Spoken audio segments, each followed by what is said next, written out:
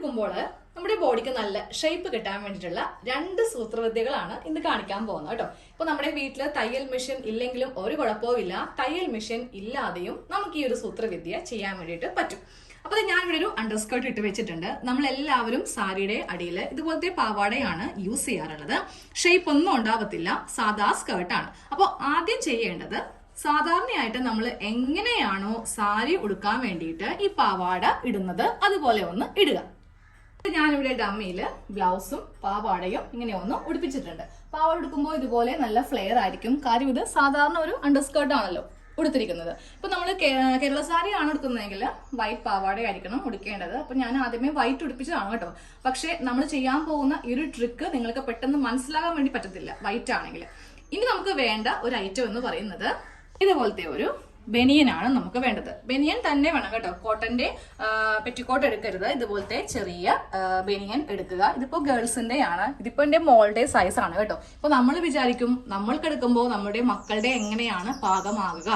നമ്മളുടെ ആണെങ്കിൽ നല്ല വിട്ടായിരിക്കും. അപ്പോൾ നമ്മൾക്ക് നമ്മുടെ ആ ഒരു ഇടുപ്പിന്റെ ഭാഗത്തൊക്കെ ലൂസ് വരും. നല്ല ടൈറ്റ് ആയിട്ട് ഇരിക്കണമെങ്കിൽ നമ്മളേലും അളവ് കുറഞ്ഞ ഒരു ചെറിയൊരു ബനിയനാണ് വേണ്ടത്. അപ്പോൾ ഇത് നമ്മൾ സ്കേർട്ടിന്റെ മീതേക്ക് അങ്ങ് ഇടാൻ പോവാ. അതെങ്ങനെയാണെന്ന് കാണിച്ചു തരാം. സാധാരണയായിട്ട് നമ്മൾ ഇടുന്ന പോലെ തന്നെ ഇങ്ങനെ അങ്ങോട്ട് വെച്ചിട്ട് കഴുത്തിന്റെ അകത്തുകൂടെ ഒന്ന് ഇടണം.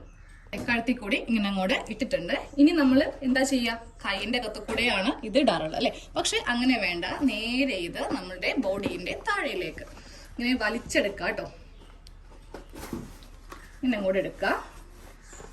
എന്നിട്ട് ഇത് നേരെ നമ്മളുടെ താഴെ ഭാഗത്തേക്ക്, അതായത് നമ്മുടെ ആ ഹിപ്പിന്റെ താഴേക്ക് ഇങ്ങനെ അങ്ങോട്ട് നല്ല ടൈറ്റിൽ ഇങ്ങനെ അങ്ങോട്ട് വെക്കാം. ലൂസ് ആണെങ്കിൽ നമുക്കിത് ഇടുന്നത് കൊണ്ട് ഒരു ഉപകാരം ഉണ്ടാവത്തില്ല. എന്നിട്ട് ഈ ഭാഗം നേരെ പാവാടയുടെ അകത്തു കൂടെ എടുത്തിട്ട് ഇത് ഉള്ളിലേക്ക് ഇങ്ങനെ ഒന്ന് വെച്ചു കൊടുക്കുക. ഇത്ര മാത്രം ചെയ്താൽ മതി. നമുക്ക് ഈ ഒരു ട്രിക്ക് ചെയ്യാൻ വേണ്ടിയിട്ട് തയ്യൽ മെഷീൻ്റെ ഒന്നും ആവശ്യമില്ല. ഈ ഒരു ഷോൾഡറിന്റെ ഭാഗമൊക്കെ ഒന്ന് ഇതിന്റെ അകത്തേക്ക് ഇങ്ങനെ ഒന്ന് തിരികെ വെക്കാം കേട്ടോ. ഇങ്ങനെ അങ്ങോട്ട് വെക്കാം. അപ്പൊ നോക്കി, ഇവിടെ നമുക്ക് നല്ല ഷേപ്പ് കിട്ടും. ഇതിങ്ങനെ താഴത്തേക്ക് കറക്റ്റ് സ്കേർട്ടിന്റെ മീതേക്ക് ഇങ്ങനെ അങ്ങോട്ട് ഇട്ട് കൊടുക്കുക.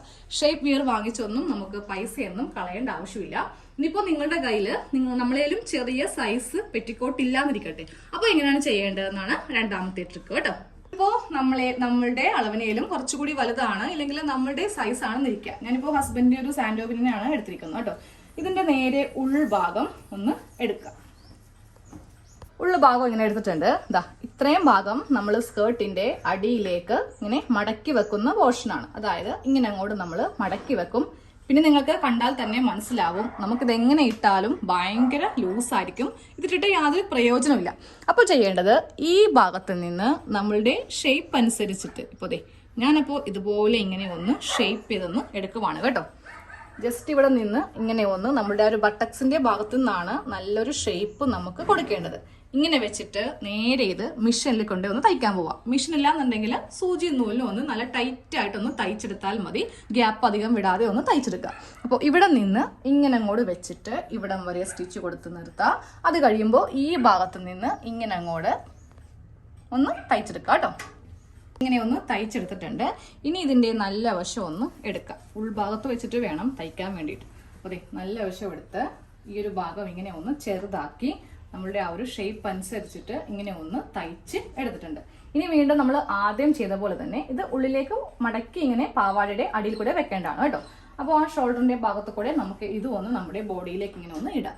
അപ്പോൾ ഇതുപോലെ ഇങ്ങനെ നമ്മൾ വീണ്ടും താഴത്തേക്ക് ഇങ്ങനെ ഒന്ന് ആക്കി കൊടുക്കാം കേട്ടോ. എന്നിട്ട് ഈ ഭാഗം, അപ്പോൾ നമ്മൾ സ്റ്റിച്ച് തുടങ്ങിയ ഭാഗം മുതലായിരിക്കണം ഇവിടെ ഇങ്ങനെ വെക്കേണ്ടത്. എന്നിട്ട് ഇത് വീണ്ടും ഇതിന്റെ അകത്തേക്ക് ഇങ്ങനെ ഒന്ന് വെച്ചു കൊടുക്കാം. എന്നിട്ട് സാധാരണ പോലെ തന്നെ നമ്മൾ സാരി ഒന്ന് ഉടുത്താൽ മതി. രണ്ടാമത്തെ ബനിയനും നമ്മൾ ഇതുപോലെയൊന്നും ചെയ്ത് കൊടുത്തിട്ടുണ്ട്. അപ്പൊ നമുക്ക് നല്ല ഭംഗിയായിട്ട് ഈ ഭാഗമൊക്കെ നല്ല ഷേപ്പ് ആയിട്ടിരിക്കും. ഇനി ഇതിന്റെ മീതേക്ക് നമ്മൾ സാധാരണയായിട്ട് സാരി ഉടുക്കുന്ന പോലെ ഈ ഭാഗത്ത് നിന്ന് കുത്തി ചുറ്റിച്ചൊക്കെ എടുത്ത് നമ്മൾ എങ്ങനെയാണ് ഉടുക്കുന്നത് അതുപോലെ ഒന്ന് വെയർ ചെയ്യാം കേട്ടോ. അപ്പോൾ നമുക്ക് ഇൻ ഷേപ്പ് ഒന്നും മേടിക്കാൻ കാശില്ല, അല്ലെങ്കിൽ നമ്മുടെ ബോഡിക്ക് അധികം ഷേപ്പ് ഒന്നും ഇല്ലെങ്കിൽ നിങ്ങൾക്ക് ഇത് രണ്ടിൽ ഏത് ട്രിക്ക് വേണമെങ്കിലും ട്രൈ ചെയ്യാം.